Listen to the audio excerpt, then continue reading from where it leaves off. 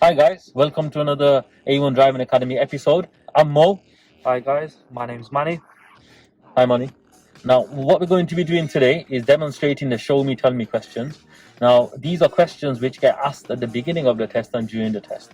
You'll be asked one tell me question at the beginning of the test and one show me question during the test while you're on the drive. Now, these questions are quite important. They are based on the vehicle, how to use certain hand controls and things like that. And these questions you can get marked down for them. So you can get a driving fault if you get the wrong answer or you don't know it or you say it incorrectly. However, you can get a serious fault as well, and that normally happens on a show me question as you're getting asked on the move. But that will demonstrate on our next video, hopefully. Okay, so today what we're going to be doing is we're going to be going through the tell me questions. There's 14, and these answers that are going to be given by Mo are what you would provide to your examiner on your test date. Okay, so the first question is tell me how you would check the brakes are working before starting the journey. Okay, so the brakes you can check while you're moving or when you're stopped. You can actually press the brakes, and if they feel spongy or slack, then you know there's a problem with your brakes. Also, if the car pulls to one side, well, either side, when you're driving, when you apply the brakes, then you know there could be a problem. Okay. The second question is where would you check for the information for the tire pressure, and how would you check? So the tire pressure, first of all, you need to find out how much air goes into your tires, first of all, or how much it needs. Okay, so you can find this information in the owner's manual, which is the book that comes when you purchase your car. Also, there should be a sticker on the inside of your door. Should be. On most occasions it does. If it doesn't, again, it's in your owner's manual. And then according to what the pressure is, you then need to use something called a pressure gauge. Now the pressure gauge is what tells you how much air is in your tires. Once you put it on the tire, it'll tell you how much is in there, either in bars or psi, and then you'd either fill it if it is low on Perfect. The third question is how would you make sure your head restraint is correctly adjusted? So the head restraint is here. Now the head restraint you would have learnt during your cockpit drill maybe. If you haven't, the center of the headrest, which is the rigid part, should be in line with my eyes or with the top of my ears. Okay, so that's where you want it, and that would give you the best protection in a collision. Perfect. How would you make sure the tires have enough tread? Now the tires are very important, Yep. as they are the only parts of the vehicle that are actually touching the road surface. Yep. So you want to make sure they're in general good condition. And tread depth wise, you need to assure that there's 1.6 millimeters of tread depth across the tire. Okay, perfect. The fifth question is how would you make sure that your tail lights and your headlights are working? Now headlights and tail lights, you would need to turn them on. Yep. So you may need to turn the ignition on for this, which is not turn the engine on, the ignition, which is one click of the key. Once you turn them on, you put your headlights on and then you'd walk around the car to make sure they're all working. Perfect. The sixth question is how would you make sure your anti-lock braking system is working? Now the anti-lock brake system is also known as the ABS, guys. Now you would only know if there's a problem with your ABS if the warning light stays on your dash. Perfect. The seventh question is how would you make sure that your indicators are working? Now indicators, it would be pointless to check one at a time. Okay, so what you do in this situation is press the hazard warning light, which is the red triangle somewhere. So you'll have the button somewhere in your car. It's a red triangle. When you put that on, all four indicators will come on at the same time. They're known as your hazard lights, and then you would walk around the car to make sure they're all working. Perfect. Can you tell me how question number 8, how would you make sure that the brake lights are working? Now brake lights, you would need to apply the brakes and then check, because if you're on your own, there's no way you can apply the brake and look behind at the same time. Yep. So what you need to do is park close to a garage or a wall or a window, and you can apply the brakes and look for reflections behind you. Okay, perfect.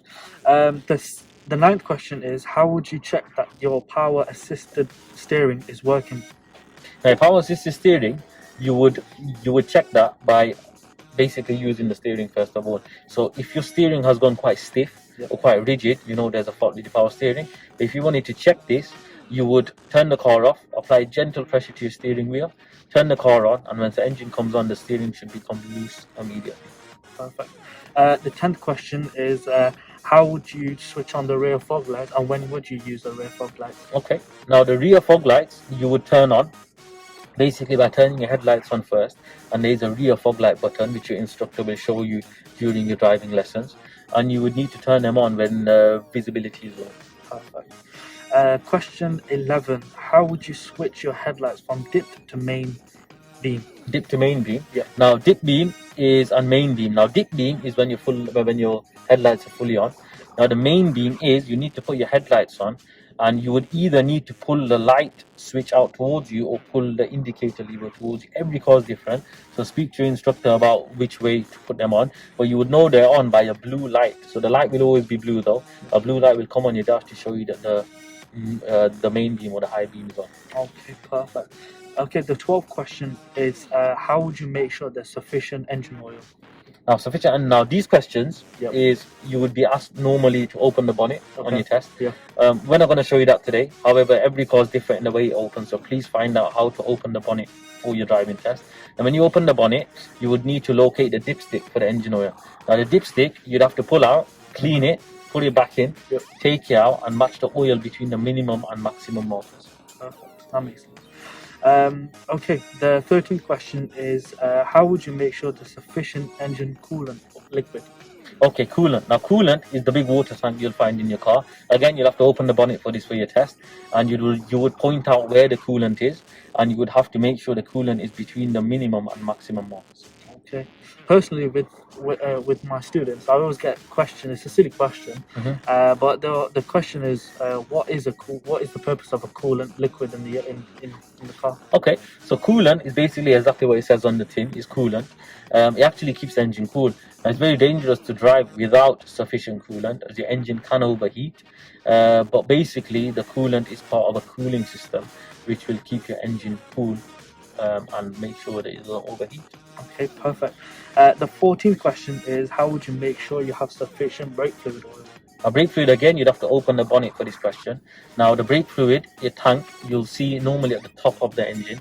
And again, your instructor will point out where this is. But on your test, you'll point to where the brake fluid is, and you would advise the examiner that the brake fluid should be between the minimum and maximum mark. Okay, perfect. Yep, that's all 14 questions. Thank you for answering them, Mo. No problem, my pleasure, guys. And I really hope you take a lot away from this, as well as reading. At least you're getting to hear how the question should be answered. So you can watch these videos, learn the questions and answers, and you can assure that you will then get a score on these, and at least you won't be getting a driving fault. Because the last thing you want is you don't want to turn up to a test, get it wrong, and you get a driving fault. Now you have to imagine if this was the 15th driving fault in your test, that could then become a fail. So you want to ensure we get the least minors or driving faults as possible. So please watch the video, and if you have any other questions, comment in the comment section. And on our next video, which will be coming out soon, we'll be demonstrating the show me questions, which will be asked on the move during your driving test. Thanks for watching, guys. Yep, thank you. And we'll hopefully see you again soon.